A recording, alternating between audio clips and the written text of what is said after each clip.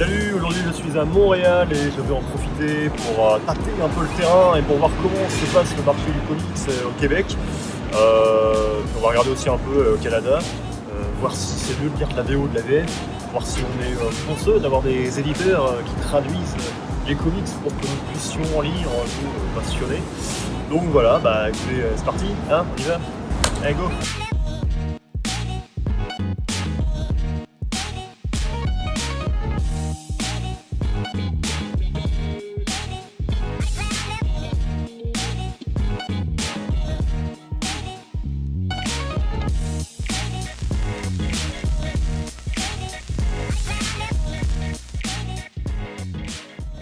Donc là, ce que je vais faire, c'est que je vais demander aux personnes qui tiennent la boutique ici, qui m'expliquent un peu comment ça fonctionne au Québec. Parce que moi, par exemple, je leur expliquais, nous, les kiosques qu'on avait, le fait qu'on ait pratiquement tout en hardcover. Ils connaissaient d'ailleurs Urban et Panini. Eux, ils font quand même aussi un peu de la BD franco-belge. Je vais vous montrer, il y a du Dargo, par exemple.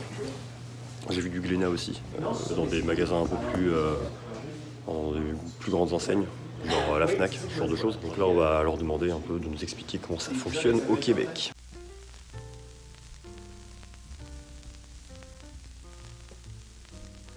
Essentiellement, pour notre clientèle ici à Montréal, on fait du hardcover, mais c'est moins populaire parce que c'est plus coûteux. Ouais. Alors les gens préfèrent acheter ce qu'on appelle du trade paperback, donc couverture molle, qui contient généralement le même nombre de pages, le même matériel que dans les hardcovers, mais qui du coup est moins coûteux à l'achat. En tout cas, ici à la librairie, c'est ce qui fonctionne le plus. D'ailleurs, ça fonctionne plus que les comics qu'on achète pièces. Alors maintenant, alors moi par exemple, j'ai 42 ans. Quand j'étais jeune, c'est ça que je lisais. On a encore une clientèle qui est attachée à ce format-là, mais c'est essentiellement des ventes qu'on fait en ligne à de la clientèle qui vit à l'extérieur de Montréal. Pour le reste, ce qui fonctionne ici vraiment dans l'américain, c'est le trade paperback. Et ce qui est très étonnant, c'est que d'un quartier à l'autre, par exemple à Montréal, c'est pas du tout les mêmes compagnies qui fonctionnent. Alors nous, quand on a ouvert ici, il y a 2 ans, on était convaincus que ce serait Marvel. Ouais. Et pas du tout. Marvel, c'est beaucoup moins populaire, par exemple, que DC. Mais nous, ici, chez Z, on se spécialise surtout dans l'alternatif. Donc, les Image, par exemple, Saga, ça fonctionne très, très bien. Et même les plus petites structures éditoriales aussi fonctionnent très, très bien, comme Black Mask qu'il y a là-bas, Aftershock. C'est des compagnies qui ne sont pas très, très connues du grand public, mais qui, néanmoins, ici, fonctionnent bien parce qu'on en fait la promotion. C'est vraiment du fichu de bon matériel. Le problème, par exemple, avec Black Mask, c'est qu'ils impriment à si peu de copies. Ouais. Lorsqu'on réussit à en avoir des stocks, on les vend. Ouais. Et puis après, on attend quelques mois, voire plusieurs mois avant d'en avoir d'autres. C'est vraiment de l'indépendance en fait. Ça, c'est très, très indépendant. Là. C'est un terme un peu... c'est un terme un peu casse-gueule. C'est sûr que, par exemple, Valiant, Image, c'est quand même une grosse structure éditoriale. Après, il y a Oni Press, il y a Avatar, il y a Valiant, il y a les Archie et compagnie, qui sont des structures éditoriales beaucoup plus modestes, mais qu'on ne considère pas vraiment, nous, comme de l'indépendant. La vraie indépendance, comme vous le disiez, c'est lorsqu'un groupement d'artistes vraiment hors norme va se charger d'à peu près toutes les étapes de publication. Là. Ouais. Donc, de la conceptualisation, la création jusqu'à la distribution. Ici, en Amérique, dans le comics, il y en a très peu. Parce que ce qu'il faut savoir, c'est que ça coûte excessivement cher d'être distribué par le distributeur, qui a un monopole d'ailleurs, qui est Diamond. C'est un seul distributeur. Et ça coûte excessivement cher pour des indépendants et même pour des grosses structures d'être dans ce catalogue-là. D'accord. Ce qui fait que nous, ici, au niveau de l'indépendant, c'est beaucoup les artistes locaux, tant francophones qu'anglophones à Montréal. Après, il y a certains comic shops qui vont vous dire qu'ils considèrent que Valiant, c'est vraiment de l'indépendant, alors que dans les faits, c'est quand même des tirages, c'est quand même des gros tirages. Merci beaucoup. Merci.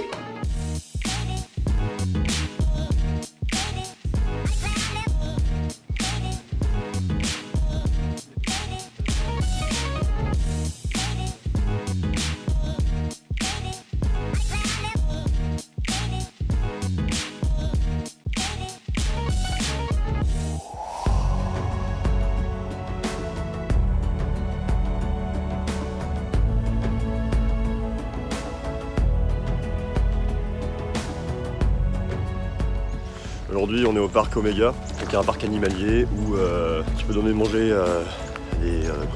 toutes sortes d'animaux dans la voiture. Et donc là on va voir des loups, parce que les loups c'est cool.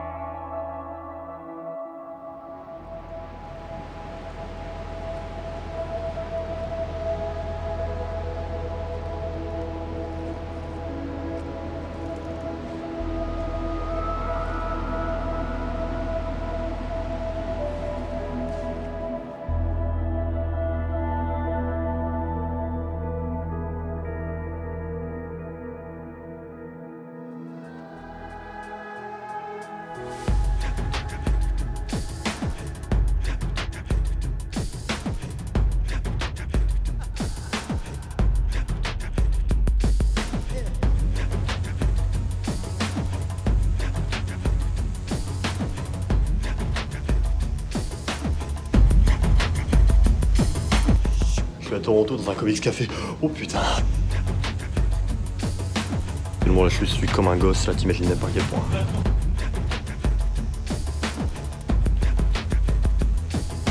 Donc nous sommes à Toronto, nous allons nous quitter sur les images de Toronto, mon dieu. Qu'est-ce qu'il faut retenir? Eh bien nous avons la chance d'avoir des éditeurs.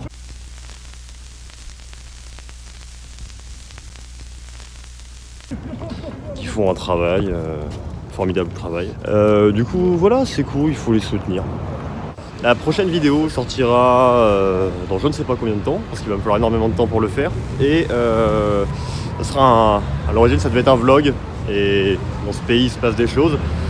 Donc fatalement ça m'a marqué, et fatalement ça va se voir sur la vidéo. Et donc comme il ne faut pas que je dise de grosses conneries, parce que c'est un peu compliqué, elle va mettre du temps à arriver. Et je précise que donc elle n'aura absolument rien à voir avec les comics. Donc je vous remercie d'avoir regardé cette vidéo et je vous fais des bisous et je vous dis à la prochaine. Bisous.